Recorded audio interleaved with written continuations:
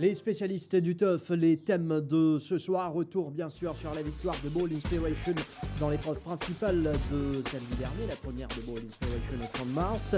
Bernard Féderbe effectuait son retour au Champ de Mars, cette fois-ci pour le compte de l'écurie Gilbert Rousset. Un hat-trick d'entrée pour Bernard Féderbe. Swapnil Ramin continue lui sur sa lancée. Il enregistre un beau doublé avec notamment l'étonnant Sunset Breeze. Grande première pour Simon Jones grâce à un coursier difficile, à savoir Parker. Jamir Ali Hossein, le jeune apprenti, et qui signe sa première victoire au Champ de Mars également avec Van Buskele. On va en parler dans cette édition. Restez avec nous. Mesdames, Messieurs, bonsoir, bienvenue dans les spécialistes du TUF. À mes côtés, Nitin Lekradj. Nitin, bonsoir. Bonsoir Adieu. Nous avons le plaisir également d'accueillir Grégory de Keating, propriétaire chez l'écurie Gilbert Rousset. Grégory, bonsoir. Bonsoir Adieu, bonsoir Nitin. Avant de revenir sur ce plateau, nous vous proposons une nouvelle fois cette course remportée par Bold Inspiration. C'est parti pour l'épreuve principale. Bon départ pour le favori Garbi. Bold Inspiration en pleine piste. Diamond Light à Segaï. Garde la corde pour l'instant avec Garbi à Segaï. Garbi. Bold Inspiration à la lutte pour le commandement. Et puis on retrouve Skippy John Jones, Chubwe, Bandido Caballero et Bull Sarah. Les chevaux entrent dans la ligne droite pour la première fois avec Bold Inspiration comme attendu qui va diriger le train devant Segaï. Garbi se retrouve à l'extérieur d'Asegaï. Puis on retrouve Diamond Light bien retenu en quatrième position. Idem pour Skippy John Jones. Ensuite Chubwe, Bandido Caballero et Bull Sarah en queue de peloton avec l'avantage toujours pour Bold Inspiration.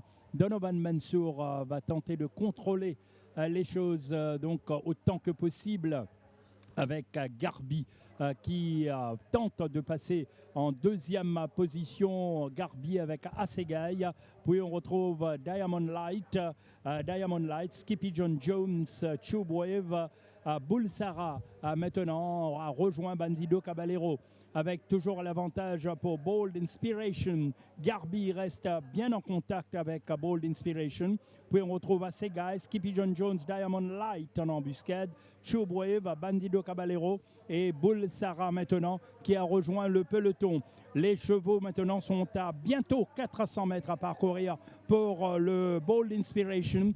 Garbi, puis il y a Asegaï, Skippy John Jones, Diamond Light, derrière Chubwave, Bull Sarah et Bandido Caballero. En pleine ligne droite maintenant Bold Inspiration. Garbi va tenter de passer à son extérieur. Bold Inspiration, Garbi, Diamond Light. Bold Inspiration a toujours l'avantage sur Garbi qui n'arrive pas à remonter Bold Inspiration. Bold Inspiration domine Garbi. Bold Inspiration. Bold Inspiration, le retour de Donovan Mansour qui était suspendu auparavant, et Bold Inspiration qui se signale face à Garbi qui se présente ce chance dans une catégorie supérieure face à de bons chevaux. Garbi qui n'a pas démérité tout de même. Oui, Garbi qui n'a pas démérité. Je ne pense pas que c'est la classe de Garbi qui a fait défaut ou bien c'est la classe de Bold Inspiration qui a prévalu par rapport à Garbi. Je pense plutôt que c'est le sens tactique de Mansour par rapport à la timidité de Rama qui a probablement fait la différence dans cette épreuve. Nous allons revoir justement le départ de cette sixième course avec Bold Inspiration. Oui, Bold Inspiration qui a sauté d'un couloir extérieur, qui a profité probablement du retrait de Vettel, ça on le savait déjà avant la course. Il a dû travailler un peu sur la partie initiale avec Asegaï et Garbi. Garbi qui, avec son léger handicap, les instructions étaient dessus de plus près. Et après 300 mètres de course, Bold Inspiration s'est installé aux commandes. Et il a réduit considérablement le rythme entre le 1400 et le 1000 mètres, où il a réalisé environ 26 secondes. Le train était assez modéré à ce stade de la course. On va le voir entre le 1200 et le 1000 mètres, il a réalisé 13-11, ce qui est assez modéré. Et là, sachant que Garbi pouvait descendre en descente, Mansour a légèrement accéléré le rythme entre le 1000 et le 800. Donc là, Rama, il sentait que le train s'accélérait. Il n'a pas osé descendre à ce stade. Mais on va voir qu'entre le 800 et le 600, Mansour a appliqué les freins encore une fois pour réaliser du 12-14. Et là, Rama aurait dû partir. Mais parce que après, au 400, le train va s'accélérer à nouveau. C'était peine perdue à ce stade. Et au sprint, Ball Inspiration s'est révélé être le meilleur. Grégory? Nidine a tout dit. Je pense que la timidité de Rama est le bon mot. Je pense qu'on ne peut pas lui reprocher ça monte. Déjà, c'était une tactique qui n'était pas celle habituelle pour le cheval. On lui a demandé de se mettre aux avant-postes, alors que le cheval a l'habitude de suivre à l'arrière. Je peux comprendre qu'il n'ait pas osé faire l'effort supplémentaire pour aller prendre le commandement avant de laisser passer Ball Inspiration. Mais on peut imaginer que cette course a recouru plusieurs fois aurait donné un résultat différent. Donc, tactiquement, Swapnil Rama s'est fait piéger dans cette course. Je ne dirais pas piégé. Je veux dire, il faut savoir que les jockeys mauriciens ne montent pas souvent des courses de longue distance. Je veux dire, on sait déjà que dans une saison, ils montent bien moins de courses qu'un autre jockey dans d'autres pays, donc, et encore moins de courses de longue distance. Donc, je comprends sans aucun problème qu'un Donovan Mansour, qui a de l'expérience et qu'on monté une brillante course tactique. Il ne faut pas enlever les mérites de Mansour. C'est Mansour qui a monté une brillante course et Rama n'a pas su trouver les solutions, je dirais. Mais encore une fois, aucun reproche. Tout de même, on va en parler tout à l'heure, Garbi réalise une belle prestation. Une super course pour moi. Je veux dire, il montre qu'il a la valeur pour courir dans un tel lot. Comme Nitine disait, je pense qu'il est battu tactiquement samedi. Je serais curieux de le revoir une nouvelle fois contre les mêmes chevaux et voir peut-être que le résultat sera différent. On voit que Bandido Caballero aussi, par ailleurs, a couru une super course en 3e position, malgré le manque de train. Pour un finisseur, c'est pas évident. Donc, je pense que ces chevaux-là, à l'avenir, vont se mêler à l'élite et vont jouer une partie intéressante. Bandido Caballero, le seul à revenir de l'arrière. On va en parler également un peu plus tard. Revenons à Ball Inspiration. Oui, il faut saluer les mérites de son entourage. C'est un cheval qui nous était venu dans un piteux état, un cheval qui a des pieds délicats et ils ont su le ramener à son meilleur niveau malgré ses problèmes. Et on a vu lors de ses 2 précédentes sorties, il avait tendance à hang in badly en course. D'ailleurs, il était retourné avec des boiteries à chaque fois. Et là, il s'est bien comporté. Il a lay-in un peu à la fin, mais c'était moins exagéré par rapport à ses 2 précédentes sorties. Et il signe quand même une très belle victoire. Et Donovan Mansour qui permet à l'écurie Rameshwar Gedjedar de reprendre sa série victorieuse. Donovan Mansour qui était suspendu pour la journée d'avant, c'est-à-dire lors de la journée de samedi d'avant, remplacé notamment par Nouresh Jaglal. Retour samedi pour le jockey sud-africain et qui mène à bon port Bold Inspiration. On va l'écouter. Donovan, a feature for your comeback in competition with Bowl's Inspiration. Were you confident about the horse chances? Yes, he improved in his work, and the only thing we were worried about was his soundness. If he was sound on the day, he would win. So he was sound on the day and he won. Did the race go according to plan, and at which stage were you confident to resist to Garbi? No, I actually thought Garbi was going to catch me the last 100, but my horse, he dug down deep and he gave me one little extra kick that made the difference. And can you explain to our viewers why Bowl's Inspiration took several meetings to score his first win here, despite he's among the best buy of the season? Oh, like I said previously, he's got his problems, and we've just brought him. We can't put a lot of pressure on him. We've had to bring him on through races to get him fit, and because we can't do it all at home, you know, we've got to try to keep him as sound as possible. And he made it on 1800 meters Saturday. Do you think the horse at this stage got the stamina to run the 2200 meters in the Gold Trophy on the 20th meeting? Look, I mean, it's only an extra 150 meters. So, oh no, it's not. It's more. It's 350. Eh? I think that's his distance, maybe a 2000. But I think a lot of horses here in Mauritius actually don't stay that 2-2-2-4. So they're all in the same boat as me. So yeah, he must have a chance to stay that distance. And Donovan, seems things are going your way this season. You're on the top of the log. Is championship a priority, a concern, a possibility this season? Yes, you know, when I first came, I made it one of my goals. So we're always trying, and hopefully we can get to the finish line first. And last time you say two horses which needed to follow in your stable was Captain Magpie and also Lucky Valentine, which proved you right. And at this stage of the competition, what will you guide our viewers to follow next meetings? Yeah, you must talk to my trainer about that. Donovan Mansour au micro de Kamlesh Rajkumar. Et bravo en tout cas à toute l'équipe de Ball Inspiration. On va enchaîner maintenant avec Garbi. Garbi, deuxième dans cette course, Nitin. Oui, Garbi qui a nullement démérité, qui a réalisé une superbe prestation d'après moi. On voit Garbi qui a pris un bon départ. Les instructions c'était de suivre de plus près. Je pense que Rama a probablement été surpris de voir Andrews insister un peu sur la partie initiale. Mais là, on voit que Andrews a déjà cessé de négocier sa monture. Et au lieu de reprendre Garbi à ce stade, Rama aurait dû insister un peu plus pour se retrouver devant Assegai. Et en même temps, il aurait forcé Mansour à faire un effort supplémentaire sur Ball Inspiration. Il n'avait que 53 kilos. Ball Inspiration, lui, était handicapé à 58 kilos. Il se serait retrouvé en deuxième position sur les barres dans le sillage du coursier de l'écurie Michoa Gajida s'il avait fait preuve d'un peu plus d'initiative sur la partie initiale. Par la suite, là, on ne peut pas le blâmer. Le train était assez lent, mais c'était en montée. Et il a attendu probablement, il aurait pu attaqué à l'entame de la descente, mais on a vu que Mansour, tactiquement, à ce moment, il s'est montré très inspiré. Il a légèrement accéléré le rythme. Il a fait pratiquement du 11-30 à ce stade de la course.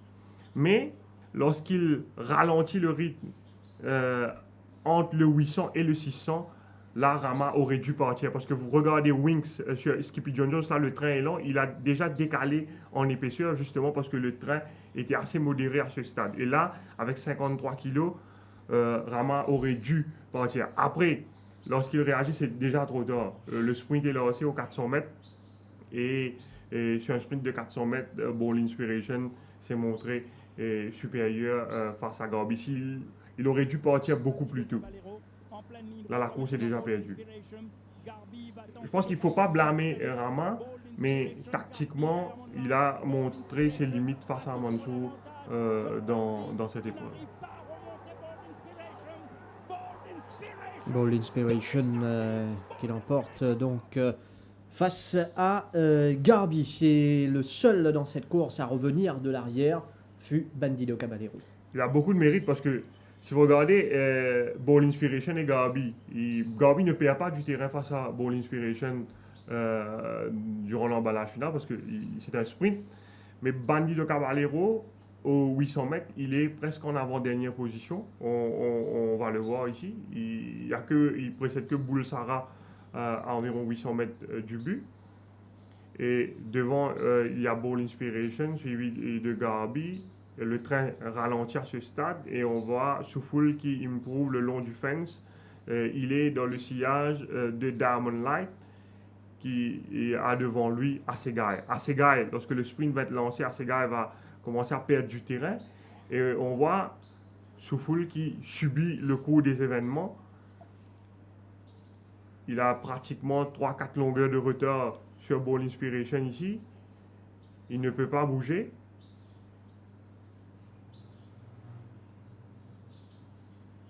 Et lorsqu'il va finalement trouver l'ouverture, Ball Inspiration et Garbi sont déjà partis, mais il aura quand même le mérite de refaire un peu de terrain à la fin pour finir à moins de 2 longueurs du vainqueur. C'est quand même une très bonne performance de la part de ce cheval à ce niveau et compte tenu des circonstances de course qui n'étaient pas nécessairement en sa faveur. Vous êtes d'accord là-dessus, Grégoire? Tout à fait d'accord. Je veux dire, on sait que quand il n'y a pas de train dans une course, c'est plus difficile pour un finisher. Et ce qu'il a fait en étant held up dans toute la dernière courbe est vraiment une super performance. Bandido Caballero, définitivement à suivre d'ailleurs. Et il l'a prouvé auparavant avec plusieurs victoires déjà, Bandido Caballero. Sauf que là, C'était face à de bons chevaux comme Bold Inspiration. On enchaîne avec Bernard Federbe, qui a effectué son retour au Champ de Mars. Était de passage pour l'écurie Maigron, vous vous en souvenez sans doute. Bernard Federbe, cette fois-ci pour l'écurie Gilbert Roussette, un hat-trick d'entrée. Il a mené à bon port, notamment Night in Seattle. Avant de venir vers vous, Nitin, quelques mots, Grégory, sur cette performance de Bernard Federbe. Une super performance, je veux dire, on voulait avoir un jockey de calibre pour terminer la saison. On s'était tourné vers l'Australie et vers l'Afrique du Sud. En Afrique du Sud, il n'y a pas énormément de jockeys de ce type qui sont disponibles. On a tenté notre chance avec Bernard Federbe et il a accepté de venir, on le remercie. Une performance exactement conforme à celle qu'on peut attendre d'un top jockey qu'il est. Et est-ce que vous pouvez nous dire quelques noms qui étaient dans le shortlist pour venir remplacer Derek David? On a essayé plusieurs, non, ce serait inutile de les nommer particulièrement là. Brandon Lerena, on lui avait proposé aussi le job avant, il ne pouvait pas venir à cause de la famille. Et puis on a eu Bernard Federbe. Bernard Federbe, donc, qui frappe d'entrée. Et Nitin, Night in Seattle d'abord. Oui, une victoire attendue. C'était un risque de le raccourcir après qu'il ait couru 500 mètres lors de sa dernière sortie. Il revenait sur un 1400 mètres cette fois. C'était un petit champ, mais le cheval était mieux que lors de sa course précédente. Et il remporte une belle victoire. Il a hang-in un peu en ligne droite, mais moins par rapport à ses deux sorties précédentes. Une course très disputée, une très belle arrivée. Et Bernard Federbe au top dans la ligne droite, qui a livré un joli duel avec Bardottier, qui n'a pas démérité non plus sur Pianif dans cette épreuve. On se souvient que la dernière fois, Night in Seattle avait beaucoup tiré avec Ray Duran parce qu'il y avait un manque de train dans la course. Il était plus relax sur ce 1400 mètres. On le voit ici à l'extérieur de Pianif sur la majeure partie du parcours. Se rapproche du peloton avec Willan et Mark Neges aux avant-postes. Willan a dirigé les opérations. Lucky Valentine a trouvé les bas devant Kimberley, mais il n'a pas eu son rendement habituel. Et là, on voit Bernard Federbe déjà en action qui va prendre le first run sur Pianif qui attend l'ouverture. En pleine ligne droite, Lucky Valentine va tenter. Pianif qui a éprouvé quelques difficultés à trouver un passage à l'entrée de la ligne droite. Mais Night in Seattle va réussir finalement à conserver un avantage au poteau. Une belle victoire pour ce coursier qui demande probablement plus de distance pour exprimer la plénitude de ses moyens à venir. Night in Seattle, vainqueur de la Duchesse avec Rai Jorawan et qui le fait sous la monte de Bernard Federbe. On voit aussi ce strong handling de Bernard Federbe. Ouais, une super point. Je crois c'est sa première victoire à Maurice et on voit que en fait, c'est un jockey qui, dans la course, n'arrête jamais de penser. Il est tout le temps en train de faire quelque chose dans l'intérêt du cheval. Et ça, c'est fantastique à regarder pour un propriétaire parce qu'on attend la course d'après en se disant « Ah, qu'est-ce qu'il va faire cette fois-ci ?» Vous voyez ce que je veux dire? On attend ça avec impatience. D'une certaine manière, on attend les challenges pour voir comment il va les relever. Là, il monte une super course, puissance dans la ligne droite. Si vous remarquez, il a monté le cheval dans la ligne droite à fond sans jamais le redresser ou quoi que ce soit. Il est parti légèrement à l'intérieur. Mais ça, c'est la marque des grands jockeys.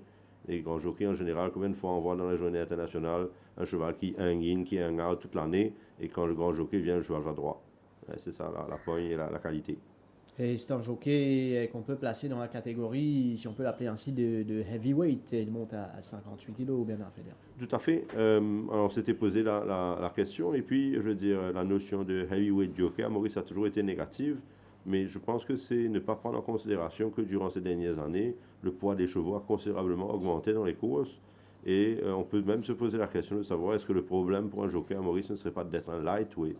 Parce qu'il y a très peu de chevaux qui courent à moins de 57,5, 58. Un jockey de 51 kg porte systématiquement 7 kg, 8 kg, 10 kg de deadweight, alors que lui, il ne le fera pas. Donc, on a voulu tenter l'expérience à ce niveau-là et on verra ce que ça donne. En parlant de heavyweight jockey, Bardotti également, heavyweight jockey, on l'a vu. Lui et Ben Feder lutter pour la victoire quand même dans cette épreuve. Oui, Jeannot Bardotti en selle sur Pierre Nif. Ouais, Pierre Nif un peu malchanceux dans cette course. Il a eu des difficultés pour trouver un clear run à l'entrée de la ligne droite. On le voit ici à l'intérieur de Night in Seattle. Et là, il va essayer de prendre l'ouverture entre Kimberley Hall et Whelan. Il ne peut pas assister vraiment son cheval à fond sur la première partie de la ligne droite. Et par la suite, il ne pourra pas remonter Night in Seattle qui va tenir jusqu'au bout. Moi, j'ai une vision un petit peu différente. Je comprends que les propriétaires et partisans de PNF aient le sentiment d'avoir été malchanceux. C'est le cas puisqu'on le voit sur les images. Mais j'ai l'impression qu'il a eu quand même toutes ses chances. C'est-à-dire qu'une fois qu'il a trouvé le gap, il a accéléré, il était à notre hauteur, pratiquement exactement, il nous a pratiquement traversé. Et à l'arrivée, il y a une demi-longueur. Donc, je pense que c'est Night in Seattle qui attendait un peu les challenges et qui est reparti sous le challenge de PNF, puisqu'à la fin, il lui remet quand même une demi-longueur au poteau. C'est mon opinion. Oui, c'est possible. Ouais. Night in Seattle devant Pierre Nif, il y a eu la remontée de Bug, l'outsider, complètement à l'extérieur. Oui, et qui a réalisé une très bonne course après une première sortie assez anonyme. Il a suivi en queue de peloton sur la majeure partie du parcours et avant d'attaquer à l'extérieur dans les derniers 300 mètres. Mais on va voir qu'il va dériver complètement à l'extérieur sous la pression de son jockey, le jockey Anthony Andrews dans la ligne droite, surtout lorsqu'il va sortir la cravache. Le cheval va finir complètement sur les rails extérieurs. Mais il va quand même finir à environ une demi-longueur quand même seulement du vainqueur à l'arrivée. J'ai été regarder la forme de ce cheval-là. En fait, après la course, pour le coup, je dois vous avouer que je n'avais pas regardé avant. Et c'est un cheval qui a une forme super intéressante. En fait, il me rappelle beaucoup la forme de Hillbrow. C'est-à-dire qu'il est un cheval qui n'est pas souvent placé, mais par contre, il est très proche en termes de longueur, de beaucoup de bons chevaux et de bons fils. Donc, je pense que c'est une bonne acquisition qui est probablement en dessous de sa vraie valeur au rating. Donc, j'aurais conseillé à l'éturfiste de le suivre. Je ne pense pas que ce soit le fait du hasard, cette course-là. Oui. Le cheval était bien avec une course. Il avait une course difficile la dernière fois. Il avait couru free wide all the way. Je pense que dans cette course, peut-être que Andrews aurait dû cesser d'utiliser la cravache à un moment. Il tape avec la main droite et le cheval continue de dériver à l'extérieur et continue de taper.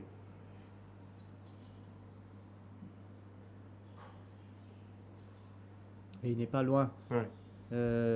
Pratiquement sur la même ligne que Pierre Nif à l'arrivée. Bug à l'extérieur. Un cheval définitivement à suivre. Recall to Life qui s'impose sous la monte de Bernard Federer. Belle confirmation pour Recall to Life et Patient Ride de Federer. Oui, le cheval qui confirme sa dernière victoire, le cheval qui semble avoir pris en confiance, qui a suivi en arrière-garde. À 600 mètres du but, ses partisans ont certainement eu des sueurs froides lorsque le jockey a dû le reprendre à l'intérieur de Abington. Il n'y avait pas beaucoup de train dans cette course avec Ryder Cup qui a dirigé les opérations devant Roman Manor. Les deux chevaux de l'écurie qui ont contrôlé les opérations devant. Top Jet a eu un parcours assez éprouvant sur la partie initiale. Lorsqu'il a réussi à se placer devant Mr. Lane a déboîté avec Mansour. Et on voit le jockey Federer qui doit reprendre Recall to Life ici à 600 mètres du but. On se rappelle que la dernière fois également, Baghieroti avait dû le reprendre avec Bassidé qui l'avait gêné. Mais Federer s'est montré patient et il a attendu l'ouverture dans la ligne droite. Et son cheval a sorti vraiment un bon dash pour remonter les meneurs assez facilement et s'imposer dans un joli style.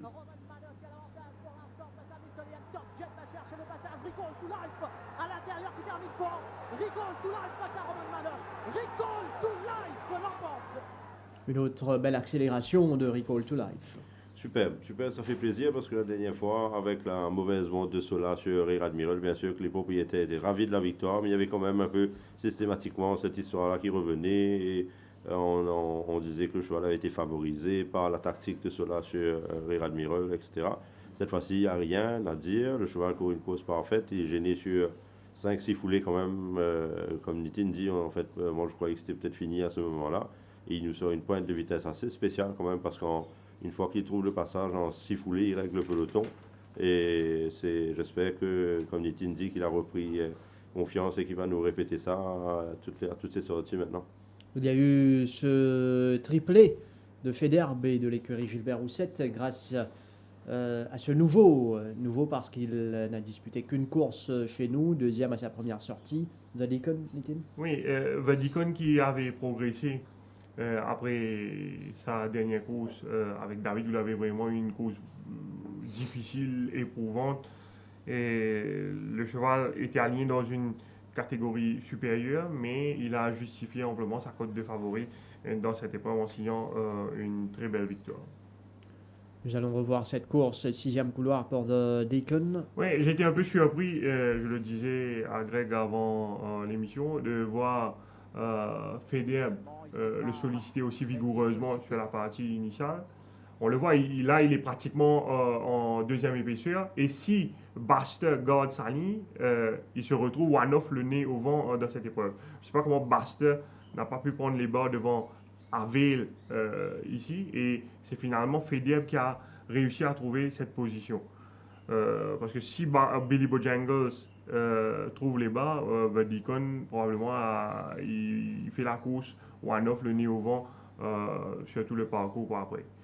Je crois que ça n'inquiétait pas particulièrement de faire la course one-off nez au vent. Je pense qu'il prend la décision parce qu'il se dit que s'il ne le fait pas, il va être free wide.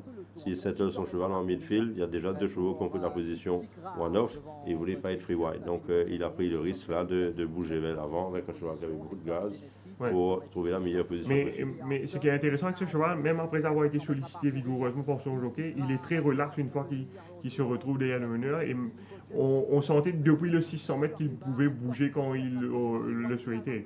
Et après, à la fin, il sort cette accélération qui donne tort à David qui avait dit durant l'enquête la dernière fois que c'était un one pace.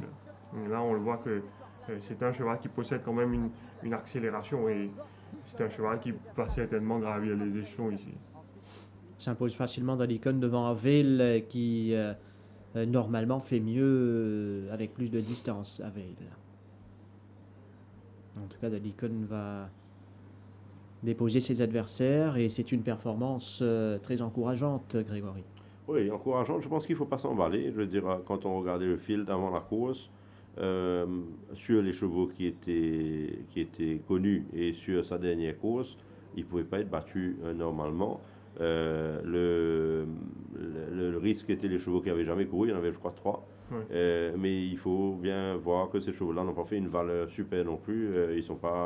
Ils dominent pas les anciens qui sont d'un niveau moyen. Donc ils avaient sûrement besoin, eux, de cette première course-là. Donc on ne va pas s'emballer. Mais ça fait plaisir, après la première course qui nous a été restée un peu en travers de la gorge, de voir le cheval montrer sa vraie valeur et on sait qu'on peut compter sur lui à l'avenir. Bernard Federbe, que Kamlesh Rajkumar a eu l'occasion de rencontrer. Nous vous proposons maintenant l'interview avec le jockey sud-africain. Bernard, first meeting at the Champ de Mars and already a triple. Can't be a better start. Yes, it was a great way to start.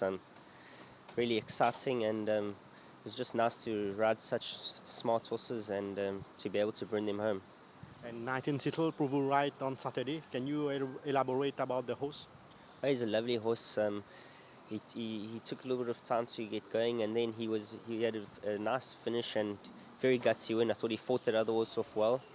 I think like the stable think, I agree with him, he's probably going to be a bit better a little bit further. Very good win, I thought. And what about recall to life? Even if you got inconvenience in the last turn, it make it easy? Yes, he's got a good turn of foot. Obviously now we figured out how to race him. He likes to be ridden quiet and then he balanced him in the straight and he took off. He won a very good race. It was quite impressive. And also the Deacon, very impressive in the last one.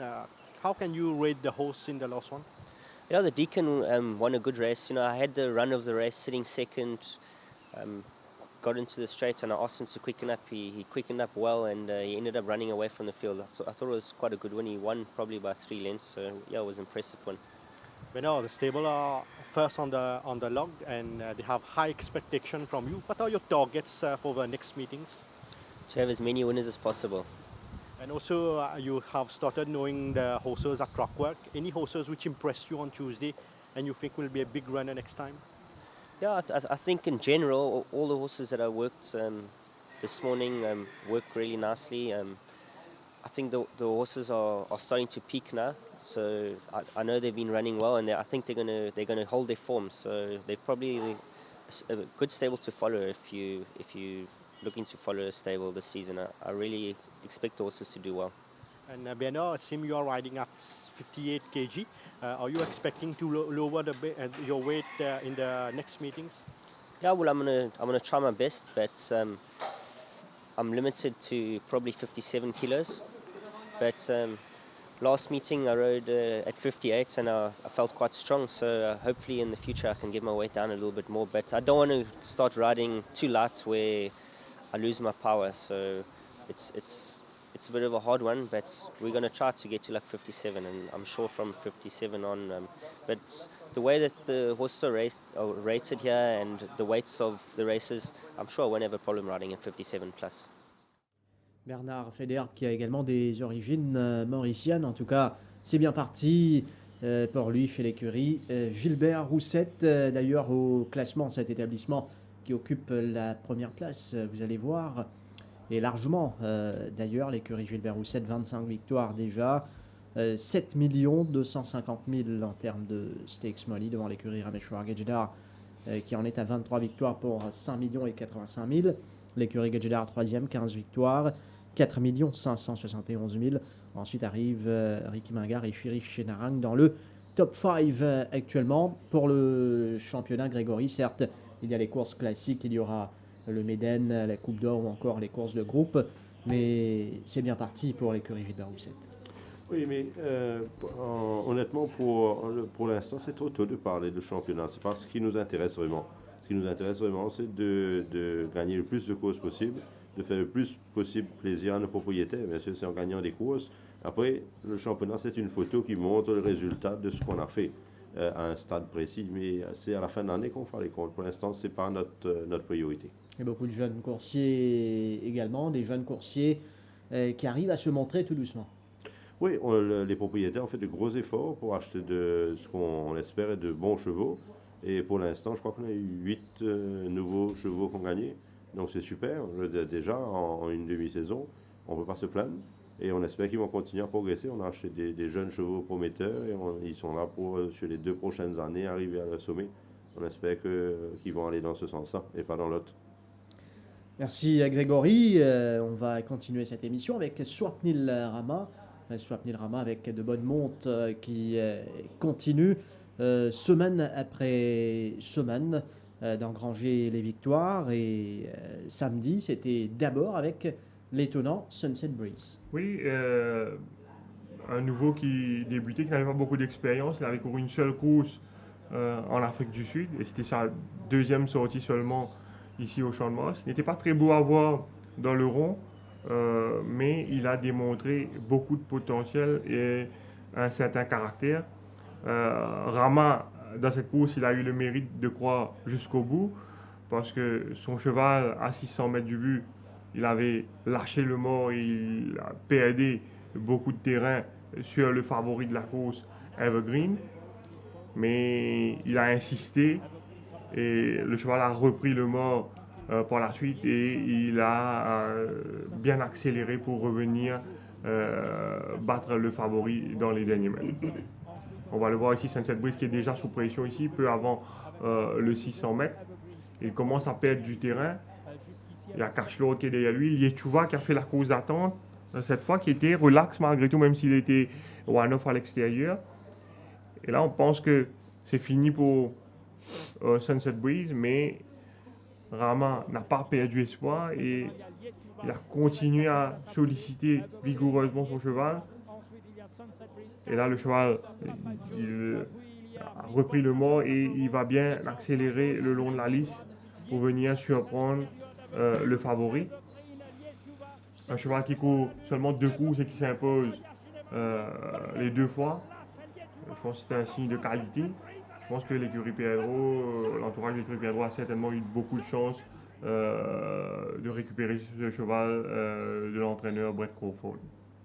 Sunset Breeze, une sortie en Afrique du Sud, une victoire et donc 2 sorties dans sa carrière, 2 sur 2. Oui, ce qui est notable également, il faut dire que ce cheval-là a une valeur de 32 et il débutait chez nous dans une valeur de 46 face à Evergreen qui est quand même un 7-time winner ici.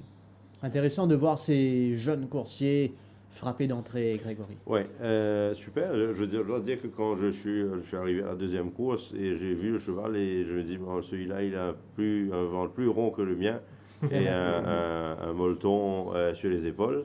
Donc je lui ai donné aucune chance pour moi. Et arrivé à la route, il m'avait confirmé qu'il n'avait aucune chance et il fait une super fin de course. Je pense qu'il est chez un bon entraîneur pour ce genre de chevaux-là. Alain Pedro a eu dans le passé Vince Nicolas, Elitska, etc. Des chevaux qu'il a su amener à un top niveau à partir de chevaux qu'il n'avait jamais couru, si je me souviens bien, pour les deux. Donc je pense qu'il est entre de bonnes mains. Seul petit truc que je dirais au turfiste, il faut toujours faire attention. Il ne faut pas oublier que c'est un jeune cheval. La faute qu'il a fait, entre guillemets, de lâcher le mort au mauvais moment samedi, il peut le refaire une fois d'après ou il peut faire d'autres choses parce qu'il est jeune, il est en train d'apprendre. Ça peut lui coûter des courses, donc ne pas s'emballer sur le cheval est invaincu, etc. Et qu'il faut bien comprendre que le cheval va prendre plusieurs courses avant d'arriver à une certaine maturité, mais un potentiel super, vraiment excitant. Je suis content pour son propriétaire, je voyais sa joie sur la piste et j'espère pour eux que ça dure.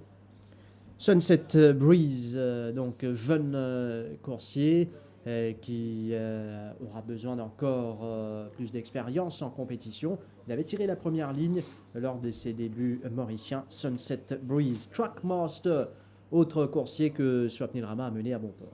Oui, Trackmaster, on se souvient, il avait été un peu malchanceux à sa dernière sortie des Blaze of Noon. Là, il a eu le run au moment où il fallait et Rama l'a bien accompagné pour dominer Bacon Flair dans les derniers mètres et signer sa première victoire, une victoire méritée selon moi. Nous allons revoir ensemble cette course, le premier couloir pour Trackmaster. Oui, l'avantage que Trackmaster a eu dans cette course, c'est qu'il y a eu un bon train imprimé par Dark Avenger qui était muni des œillères pour la première fois et qui a été bounce au départ par Anthony Andrews. Du coup, Independence n'a pas eu le loisir de régler le train à l'avant. Trackmaster qui a suivi également de plus près par rapport à sa dernière sortie avec HCM Mamdi où il s'était retrouvé en queue de peloton, où il y avait un manque de train. Là, les conditions étaient réunies vraiment pour qu'il signe cette première victoire. Winx, sur Bacon Flair, intelligemment, il a réussi à se placer devant le favori en début de parcours. Et on voit le train imposé par Dark Avenger ici, qui contraste singulièrement avec le train imposé par Mansour sur Ball Inspiration. Et Dark Avenger qui va s'éclipser logiquement en descente. Et on voit Independence qui est en deuxième position à ce stade avec Grace Champ à l'extérieur de Bacon Flair, son compagnon d'écurie. Rama qui essaie de déboîter mais qui est remis à l'intérieur par Parseval qui était monté par Soufoul. Independence va prendre le first run ici. Suivi de Bacon Flair. Rama qui va faire une petite faute qui va gêner New Star qui va d'ailleurs lui valoir une amende de 25 000 roupies par la suite. Et Bacon Flair va faire illusion un moment, mais lancer à fond, Trackmaster va revenir en trombe dans la ligne droite. On voit que lorsque Winx a sorti la cravache, son cheval a eu tendance à hang in un peu. Et à la fin, Trackmaster réussit à le reprendre dans les dernières foulées pour signer donc une belle victoire. Encore un autre nouveau qui a débuté cette saison au Champ de Mars et qui signe une victoire. Et ce lot de nouveaux coursiers les voir gagner comme ça ces nouveaux-là, alors c'est prometteur pour non seulement le reste de la saison, mais si ces chevaux-là restent sains pour la saison à venir également. Oui, pour revenir sur Trackmaster, je pense que c'est un super cheval qui va aller plus loin que ça. Il a besoin de quelques courses aussi pour maîtriser le champ de Mars. C'est un grand cheval, mais il a une super action, j'aime beaucoup. Pour revenir sur les nouveaux en général, d'abord c'est super que les nouveaux gagnent parce que c'est une motivation pour les propriétaires d'en acheter d'autres, ce dont on a bien besoin pour les années qui viennent. Et ensuite, en mettant un petit bémol à ça quand même, il ne faut pas oublier que la performance des nouveaux est super aussi parce que ça fait 2 ans qu'on n'en a pas acheté. Et donc les chevaux qui compitent contre cette année les anciens sont vraiment très anciens. Si vous voyez ce que je veux dire. Ce n'est pas des anciens de l'année dernière qui sont en train de progresser. Pour beaucoup, c'est des chevaux qui sont là depuis 2 ans, 3 ans. Donc ça laisse un peu la part belle aux nouveaux. Et tant mieux. C'est une motivation pour les propriétaires. Vous avez acheté des nouveaux, vous êtes récompensé l'investissement par rapport à ce qui est là depuis quelques années. Beacon Flair qui réalise une course plutôt intéressante. 2e place face à un bon Trackmaster ce jour-là, Mété. Oui, il a lutté avec son courage. Il avait quand même 61 kilos sur le dos Beacon Flair. Il a fait tout ce qu'il pouvait, je pense, mais il est battu probablement par un meilleur cheval dans cette épreuve. Winx l'a monté comme il le faut. Il a pris le first run. Trackmaster a débordé un peu à l'extérieur. Et il n'avait pas le choix. Pourtant, il avait tiré la première ligne. On va voir que lorsque Winx sort la cravache de la main gauche, son cheval a tendance à rentrer vers l'intérieur. Il le redresse tout de suite. Et il le tape avec la main droite, mais le Trackmaster avec tout son momentum arrive à la fin pour faire la différence. Il donne la façon dont Winx monte donne l'impression qu'il est vraiment un clean rider. On ne prend pas de risque, James Winx. Certains pensent que s'il avait laissé dériver son cheval un peu, il aurait gagné. Qu'en pensez-vous? Je ne pense pas. Trackmaster terminé. Trackmaster est un cheval quand même qui a une grande action et il revenait vraiment très très fort à la fin. Au classement des jockeys, la situation, alors Stuart Milrama avec ce doublé en est à 19.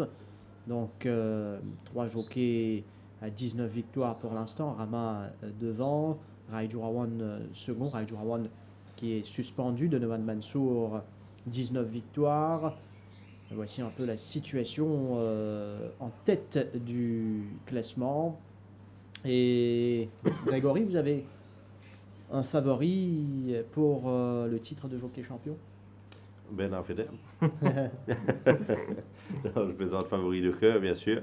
Mais non, je n'ai pas de favori particulier. Bien sûr que Rama a monté beaucoup de chevaux pour nous cette année-ci, donc je vais le suivre de manière particulière. Mais Rai aussi, on connaît Rai depuis des années. Rama est un bon garçon, on a appris à le connaître un peu plus, très franc, très open. Donc si un des deux l'emporte, je serai content et je pense que ce sera une motivation pour les autres cavaliers mauriciens dans le futur. Et en parlant de Bernard Federbe, avec un triplé d'entrée, il nous le disait, les chevaux qui arrivent à leur pic tout doucement, il peut réaliser une bonne deuxième partie de saison, Bernard Federbe. Définitivement, mais bon, là c'était une plaisanterie pour la question du championnat, bien sûr. Non, définitivement, je pense que il arrive au bon moment. Je sens que les chevaux sont vraiment en train d'atteindre le meilleur niveau. Ça se voit, rien qu'en regardant les paratons qu'on a toutes les semaines, c'est assez impressionnant en fait. Enfin, moi, quand je regarde, je dis waouh, je suis excité de voir ces chevaux de mon écurie là courir. Donc, je pense que pour lui aussi, c'est la même chose. Un bon début et la confiance est de mise. Et quand l'optimisme est là et le positivisme est là, en général, les résultats suivent.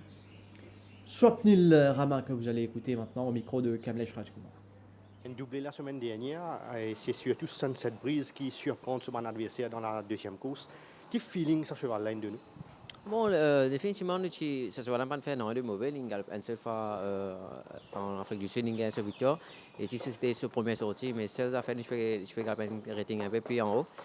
Mais franchement, pour une batte Evergreen, je ne sais pas trop quoi aller, mais c'est qu'il fait agréablement surprenant, mais j'espère qu'il continue dans sa trend là.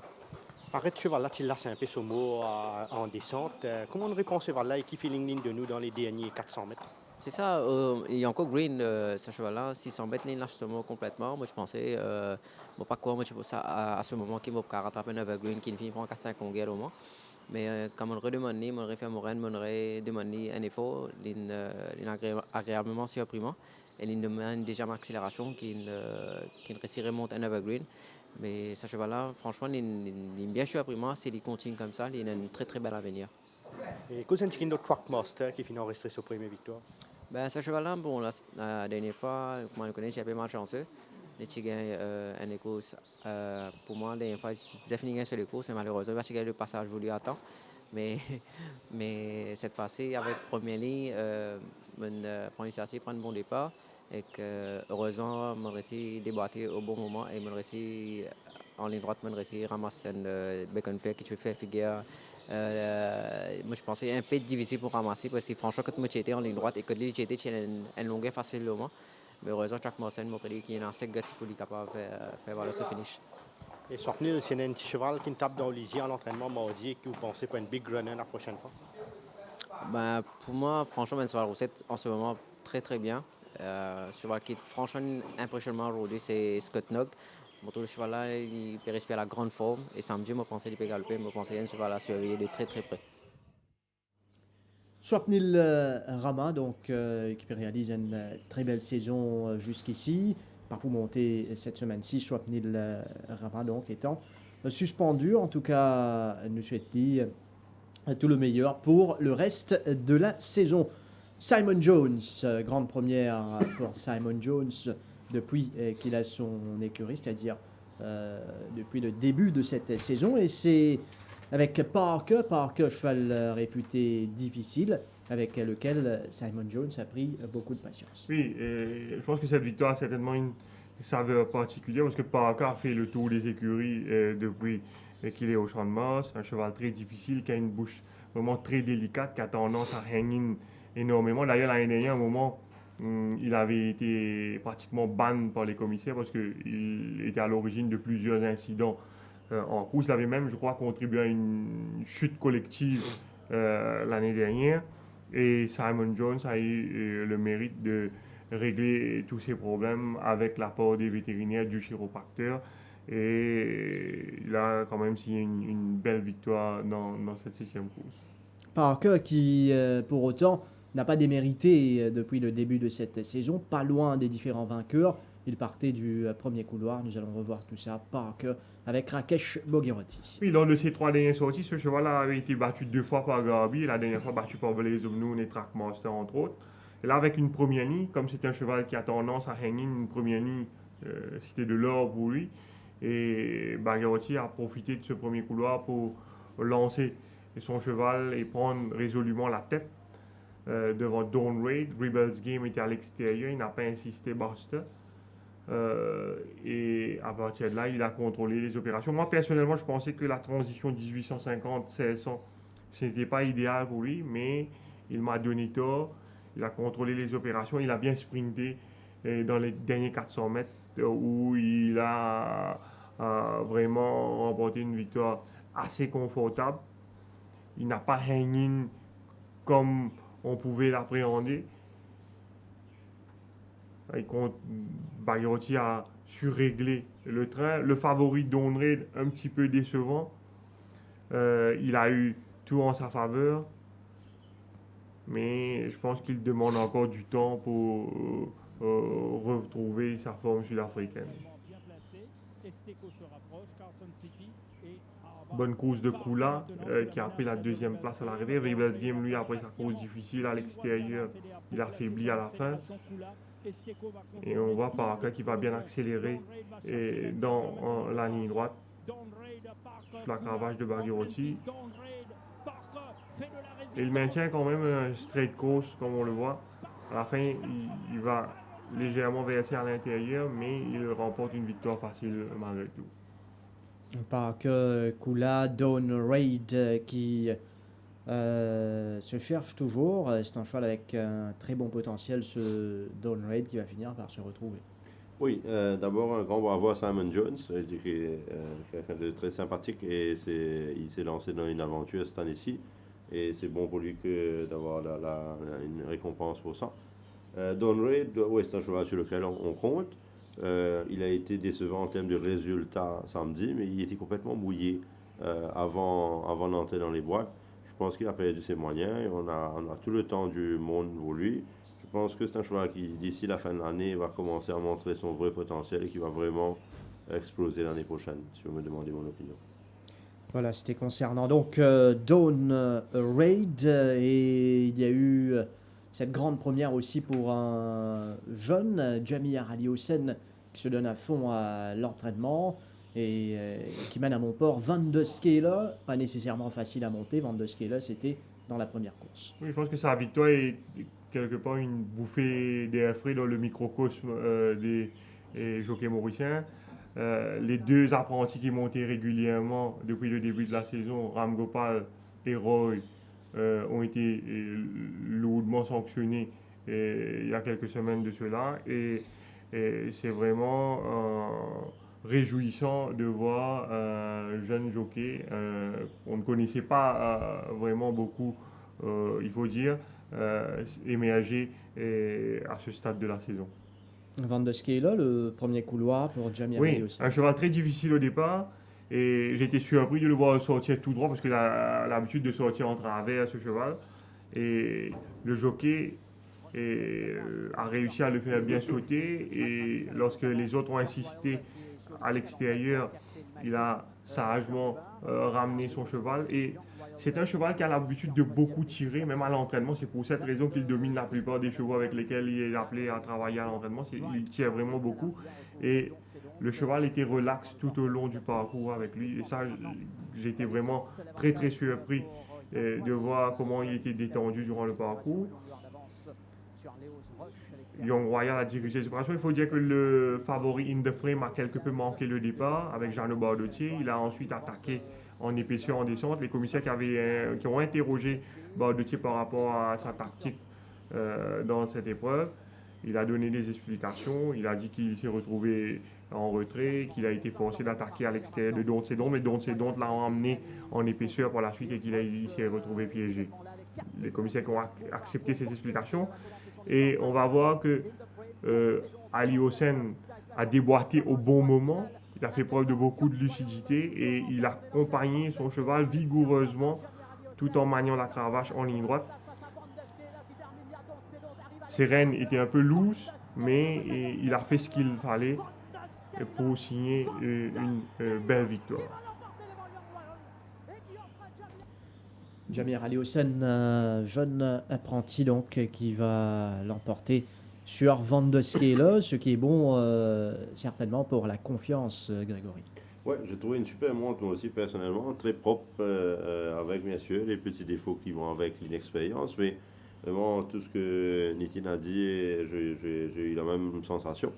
Une petite note aussi pour Mervyn Titan, qui a quand même monté une bien meilleure ligne droite que la dernière fois, j'ai trouvé. Oui. Donc il faut souligner les progrès aussi quand ils sont là. Et la dernière fois, quand il avait gagné, il y avait pas mal de personnes qui avaient souligné à juste titre ses défauts en ligne droite, et entre autres. Et je trouve que là, quand même, il fait une belle progression, même s'il ne gagne pas. Pour moi, c'est un gros progrès pour lui dans sa montre. Déjà sortir de ce couloir extérieur sur Young Royal pour se porter en tête, ce n'était pas nécessairement facile dans cette course-là, mais en tout cas des progrès. Et avec d'autres montes, ces jeunes-là peuvent continuer à progresser vite. Oui, et étonnant que Ali Hossein ne s'est pas distingué plus tôt. Je dois dire qu'il n'a pas eu beaucoup de montes non plus, beaucoup d'occasions pour faire parler de lui. L'année dernière, il n'a eu que 2 montes. Cette année, c'était sa 2e monte seulement. Je crois que c'est un garçon qui a, si je ne me trompe pas, gagné quelques courses en Nouvelle-Calédonie. Oui, il était en Nouvelle-Calédonie, effectivement. J'ai eu l'occasion de lui parler l'année dernière. Il avait cette opportunité d'aller encore en Nouvelle-Calédonie, mais il a préféré rester au Champ de Mars et tenter sa chance avec raison. Bravo à Jamir Ali Hossein. grâce à vente de scale-up pour l'écurie Gadjedar. Donc on va quitter maintenant la journée de samedi dernier pour parler de la course principale de ce samedi, la Renault Mauritius Derby Cup.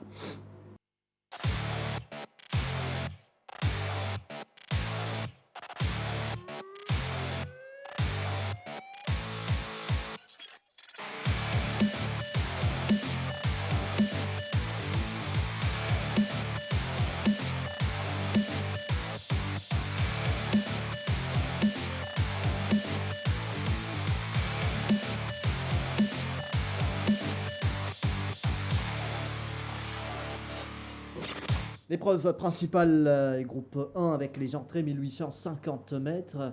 Les entrées reçues pour cette épreuve précise. Entre autres, vous allez voir, il y a ML Jet, Rampant Ice également, Cherish the Charm, Scott Snog, Parachuteman, Bonovox et King's Advisor aussi sur les entrées de cette course, Nitin. Oui, une superbe course qui sera courue à poids pourrage. Et dans ce sens, ML Jet est probablement le cheval à battre lorsqu'il est avantagé au handicap. On se souvient qu'il avait une course difficile la dernière fois avec Mansour. ML Jet qui n'est pas un track worker, qui n'est pas vraiment très souple sur le sable. On le voit ici au travail, je crois que c'était la semaine dernière, au travail en compagnie de Seven Fountains, je crois que c'était vendredi dernier. Mais il a effectué un gros galop mardi, un bar trial du moins, et il s'est mieux comporté. Il se trouve dans une bonne forme en vue de cette épreuve. Donc, Meljet, il y a pour l'écurie Gilbert Rousset, Cherish the Charm et Scott Snog. Oui, comme Nitin disait, je pense qu'au niveau du handicap, ML Jet est logiquement le favori de la course. Mais on a deux chevaux qui attendent la distance depuis un bout de temps, surtout Cherish the Charm. Je veux dire, Cherish the Charm, on aurait voulu l'emmener sur plus long depuis bien longtemps, mais les courses étaient systématiquement annulées quand il était présenté au départ. Donc on a eu à le ramener sur plus court. Et maintenant, il va pouvoir commencer à rentrer sur son territoire, si je peux dire ça comme ça. Donc il n'est pas battu d'avance. Et Scott Snog aura cette fois-ci probablement un dos. Je veux dire, il a couru devant par défaut à chaque fois cette année, mais nous on pense qu'il sera meilleur venant derrière. On aura l'occasion de voir si c'est vrai. Parachuteman, Nitin? Un super athlète, un cheval imposant qui pèse au moins 570 kg. C'est un cheval, je pense que son entraîneur n'a pas le choix, il doit le faire débuter dans cette épreuve parce que son objectif principal c'est le maiden. Il a laissé une bonne impression à l'heure des galops, surtout son gros galop en compagnie de Chinese Gold la semaine dernière fut très intéressant. Maintenant, est-ce qu'il peut venir gagner d'entrée face à ces chevaux-là? On se souvient qu'il y a quelques années, Eric Menga avait fait débuter Rudy Rocks directement dans le Ménen. Il pense qu'il aurait pu gagner cette course ce jour-là. Rudy Rocks qui était monté par Cédric Ségéon, on ne sait jamais. Parachuteman est un cheval qui a gagné 2 fois sur 2400 mètres en Afrique du Sud, mais au début de sa carrière, il s'était imposé sur 1300 et 1600 mètres. Ce serait très intéressant de voir comment il va se comporter dans cette course. Voilà, on quitte maintenant le Champ de Mars pour aller à Hong Kong. Bon, lui, il a mis le cap depuis mardi sur le Japon. Il s'agit de Caris Titan qui se trouve déjà au Japon. Il sera en selle ce week-end avant de reprendre éventuellement la saison hongkongaise Caris Titan. Troisième ex-aequo avec Brett Preble, que les Mauriciens connaissent. Brett Preble qui était de passage déjà à Maurice il n'y a pas trop longtemps, ce cavalier Titan qui a réalisé finalement une belle saison à Hong Kong. En tout cas, il fait honneur au pays, Grégory. Oui, il fait honneur au pays. C'est l'athlète mauricien qui est au plus haut niveau mondial actuellement, je pense, parce que pour moi, un jockey est un athlète avant tout. Il est un modèle, il doit être un modèle pour tous les apprentis jockeys mauriciens. Je veux dire, c'est la preuve qu'on peut sortir de là où on est pour arriver au sommet avec le travail, la bonne éducation, avec la bonne mentalité et avec un peu de talent aussi, bien sûr. Oui, visite médicale déjà ce mercredi matin pour Caris Titan au Japon avant de se mettre en selle. Je me souviens, lors d'une interview l'année dernière, il me parlait de cette opportunité d'aller monter au Japon. Malheureusement, il s'était blessé par la suite. Karis Titan n'a pu mettre le cap sur ce pays, mais là, certainement, il aura l'occasion de monter en course et de se prouver avant de refaire le saut à Hong Kong. Nous allons vous proposer une course de Karis Titan qui était décidément en grande forme cette saison.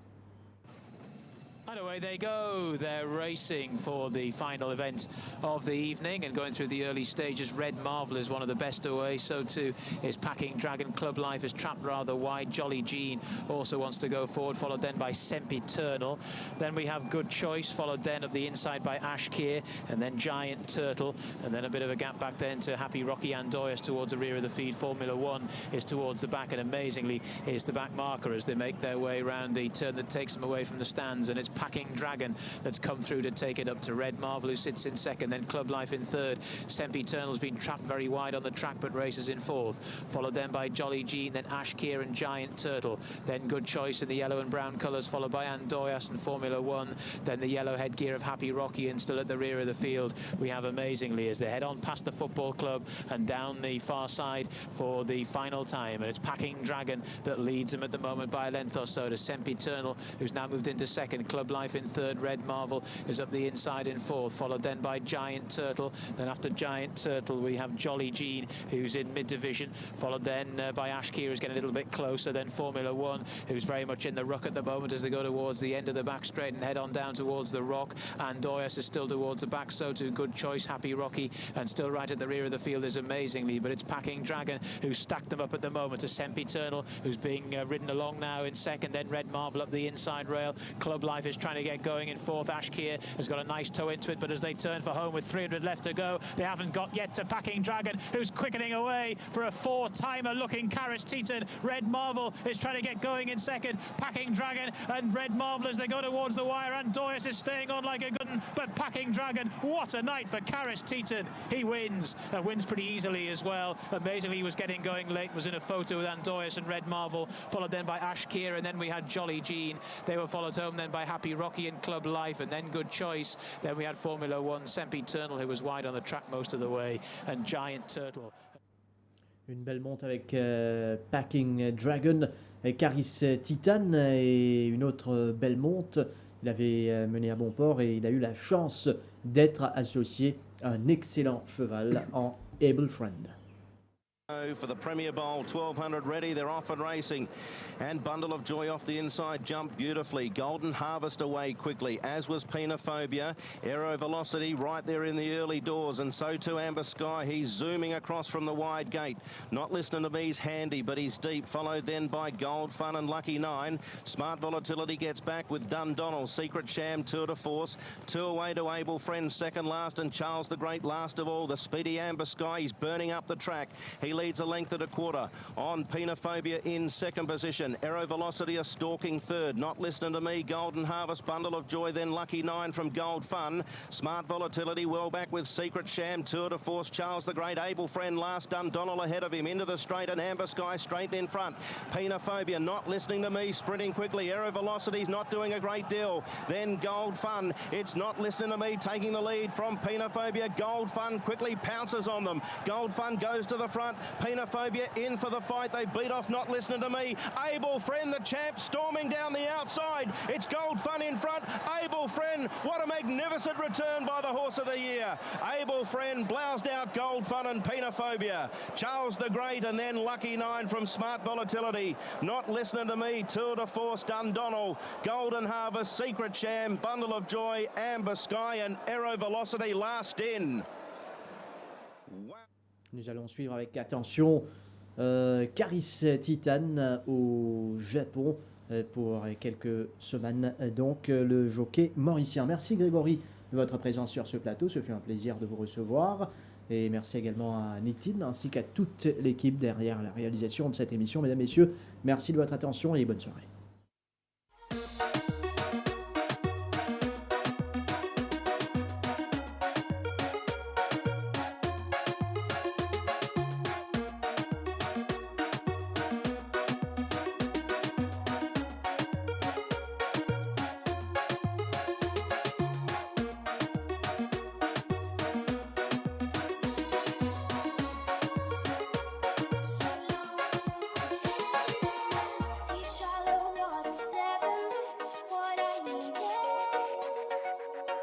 I'm